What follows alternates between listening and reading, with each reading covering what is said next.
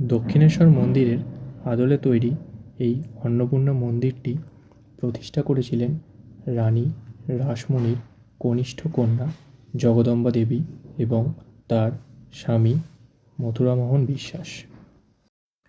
তো কীভাবে এখানে পৌঁছবেন? আপনি ব্যারাকপুর অথবা টিটাগড় স্টেশনে নেমে অটো বা বাসে করে চলে আসবেন তালপুকুর বাস স্ট্যান্ডে। সেখান থেকে পায়ে হেঁটে মাত্র 5 মিনিটের হাঁটা পথ। 1875 সালে প্রতিষ্ঠিত এই মন্দিরটির স্থাপত্যশৈলী একেবারে দক্ষিণেশ্বর কালীবাড়ির অনুরূপ হওয়ায় লোকমুখে এটি দ্বিতীয় দক্ষিণেশ্বর নামেও পরিচিত। রানী রাসমণির কনিষ্ঠ কন্যা জগদম্বা দেবী 1875 সালে 12ই এপ্রিল এই মন্দিরটি প্রতিষ্ঠা করেন।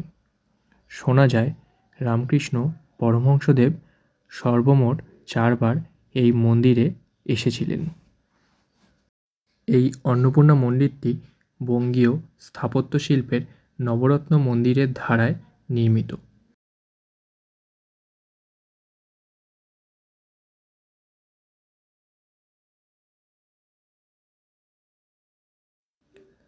মন্দিরের ভেতরেই রয়েছে জগদম্বা দেবীর একটি শ্বেতপাথরে নির্মিত মূর্তি, যেটিকে সুন্দরভাবে সেখানে সংরক্ষণ করা হয়েছে।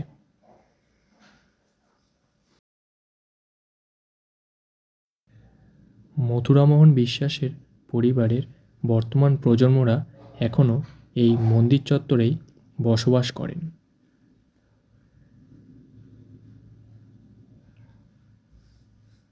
অসাধারণ শিল্পের স্থাপত্যের নিদর্শন এই মন্দিরটি আপনারা একবার অবশ্যই ঘুরে দেখবেন। মন্দিরের ঠিক উল্টো দিকেই রয়েছে নাট মন্দির। এই নাট মন্দিরের শিল্পকলাও আপনাকে মুগ্ধ করতে বাধ্য।